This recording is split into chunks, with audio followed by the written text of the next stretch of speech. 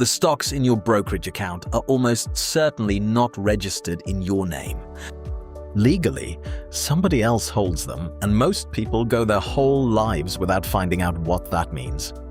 Venezuela found out the hard way. Somewhere under the city of London, there are about 2,500 gold bars that belong to Venezuela. 31 tons, worth roughly $4 billion at today's price. Nobody disputes that Venezuela owns them. No court has ever ruled that Venezuela doesn't own them. They have been asking for them back since 2019, 7 years. And that gold is about half of 1% of what's in that vault. It isn't a lot of gold, it's just gold that can't move. Now, the obvious explanation is that somebody seized it. They didn't. The Bank of England has never claimed that gold, and in court it said the opposite, that it made no claim to the funds at all. It is not holding Venezuela's gold hostage. It simply will not act on Venezuela's instructions. And that distinction between owning a thing and being able to tell someone to move it is the whole of this video. I'm going to call it the key holder. You own the asset, somebody else owns the key. And whether that key turns has almost nothing to do with your ownership, and almost everything to do with a legal system you don't sit in. Means and motive. Every fortune has a means and a motive. So, 3 parts. First, your own position, because it's stranger than you think. Then how London actually holds gold, which is the most secure arrangement money can buy. And then what happened to Venezuela, which is the part that matters, because it proves the security was never the point. And the last one has a sentence said out loud in Parliament that I still find slightly astonishing. Stay with me for that one. Start with your own portfolio, because you are probably not the owner of it. Not legally.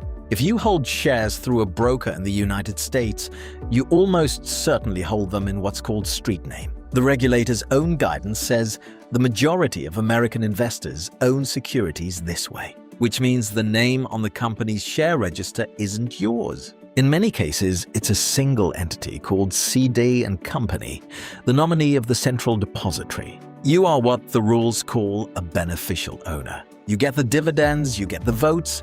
You are not the registered holder. And it isn't only America. In the United Kingdom, the National Statistics Office found that pooled nominee accounts held nearly 52% of all quoted shares by value. Half the stock market sitting in somebody else's name.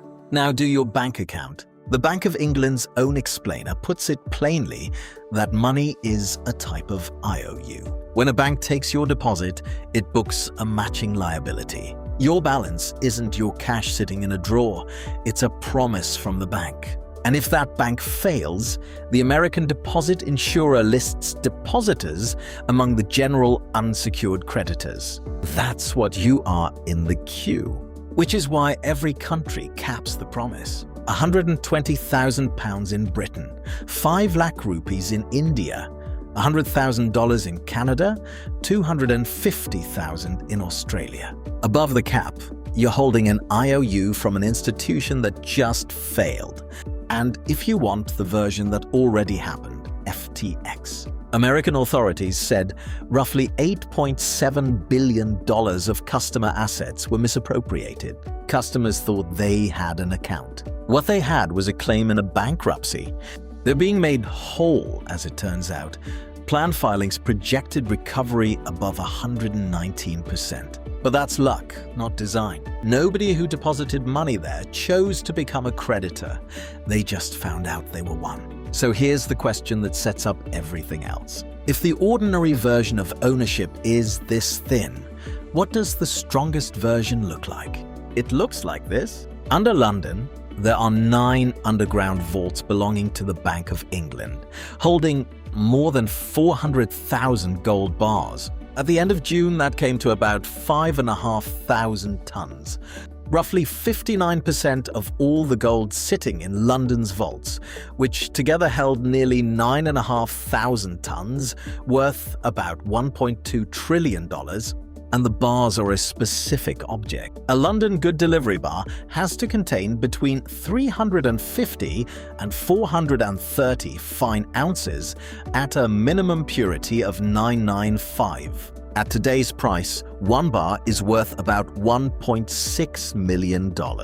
That's the unit, not a souvenir, a piece of institutional inventory you couldn't lift comfortably and couldn't afford to drop. And here's what matters. The bank says the gold it holds for customers is held on an allocated basis. Allocated is the strong form. Specific bars identified on a wait list with serial numbers, gross weight, and fineness. Not a balance, not a claim on a pool, those bars. It's so strong that the bank says that gold doesn't even appear on its own balance sheet. It isn't the bank's asset, it's yours, sitting in their building. New York does the same thing and says it more bluntly. The Federal Reserve Bank of New York's custody terms state that gold holdings are not considered fungible and that it returns the exact bars you deposited. Not equivalent bars, the same ones. That is the best form of ownership money can buy anywhere on Earth. Named metal in a fortified vault off the custodian's balance sheet, returnable in the identical bars. So let's find out what it's worth. Because now we get to the part that changes everything. Everything I've just described, the vaults, the serial numbers, the allocated accounts, the exact bars, all of it is real. None of it is marketing. And in 2019, none of it was enough. So before I show you what actually froze it, make the call yourself. Was it a sanction? Was it a court order? Or was it something else entirely? Pick one, put it in the comments, and keep watching, because most people get this wrong. I did too.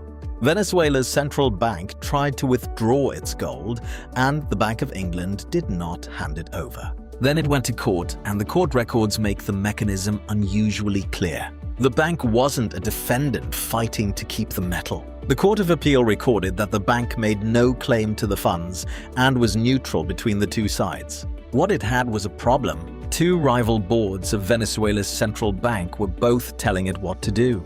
It had received conflicting instructions, so it did what a custodian does when it doesn't know whose voice counts.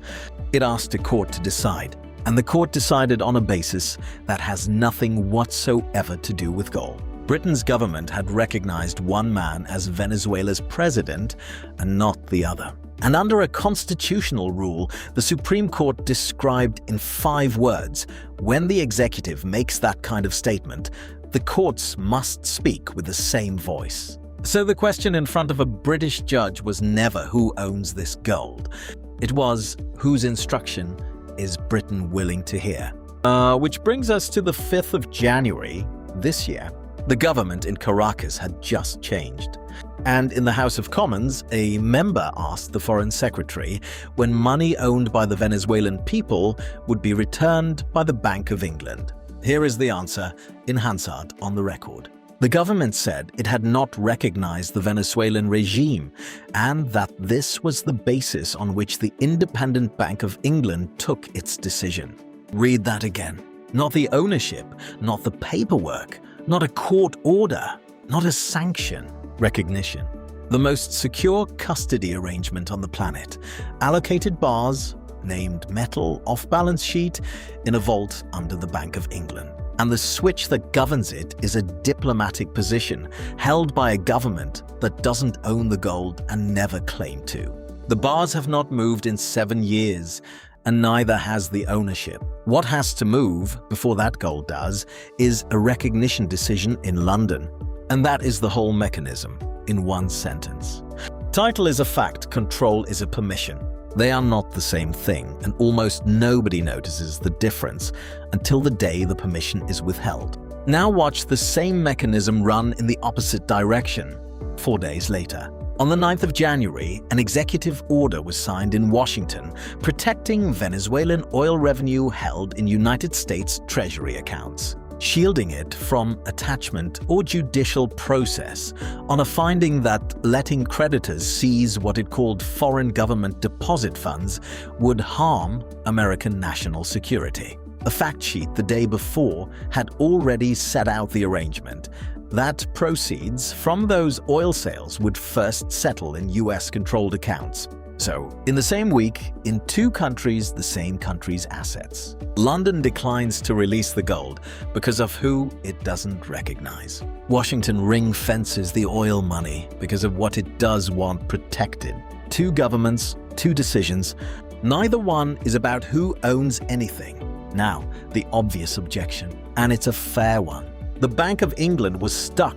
Two boards were issuing contradictory instructions about the same gold. Hand it to the wrong one, and you've handed a nation's reserves to people a court might later say had no authority. That's not caution. That's the correct behavior for a custodian. I think that's right, and this isn't a story about a villain, which is exactly what makes it worth understanding. Because if the freeze required a villain, you could avoid it by choosing honest institutions. It didn't. It required nothing more than a genuine legal ambiguity and a custodian doing its job carefully. The lesson isn't pick better custodians. It's that custody is a position you take whether or not you ever thought about it. And the people who manage sovereign reserves worked this out years ago. Look at India. In March 2024, the Reserve Bank of India held about 822 tons of gold, of which 408 tons were in India. By March this year, total holdings were 880 tons, up 58. But the gold held inside India had gone from 408 tons to 680. 272 tons. India barely bought gold. India moved gold. And it isn't alone. Austria set a policy of holding half its reserves at home, starting from a position where 80% sat in the United Kingdom. Poland relocated 100 tons to diversify its storage locations. The Netherlands now splits its gold roughly a third at home, a third in New York, the rest between Ottawa and London. Hungary's central bank actually published its reasoning, confidence, resilience in a crisis, strategic considerations, and the fact that other countries were doing the same amid geopolitical tension.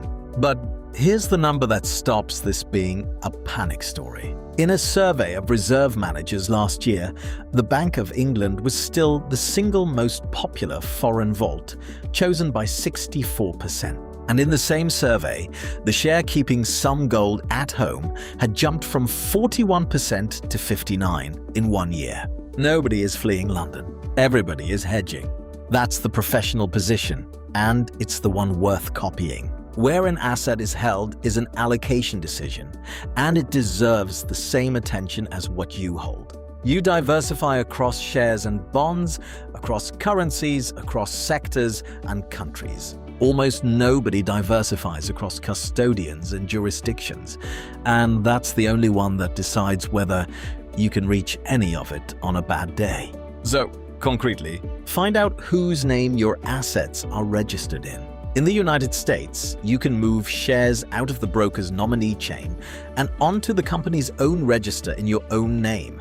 It's called direct registration, and the regulator publishes how. It's slower to sell and it has its own quirks, so it isn't automatically right. But you should know it exists, and you should know which side of the line you're on. Check whether your deposits sit above the insured cap and at how many separate institutions. And if you own gold through a fund, read what the filing actually says about who can redeem metal. Because on the big ones, that right belongs to authorized participants, not to you. So, 31 tons of gold in the safest vault on Earth, held in the strongest form of ownership that exists. Named bars, a real title, no dispute. And 7 years of not being able to move it because of a sentence about recognition spoken 3 miles away. Everything you own sits somewhere in somebody's building, on somebody's books. That is not a detail of ownership. Most of the time, it is the entire difference between owning something and having it. That's the whole reason this channel exists. The key holder isn't a gold story. It's the shape of nearly every asset you'll ever hold. The share, the deposit, the fund, the account. Somebody is always holding it, and the only question is whether you know who and what would have to happen for them to stop taking your instructions. Every week, means and motive takes one apart until you can see it coming before it arrives. If that's useful to you, subscribe. That's the only thing I'll ask. Until then, don't just ask what you own, ask where it's kept and who turns the key. Every fortune has a means and a motive.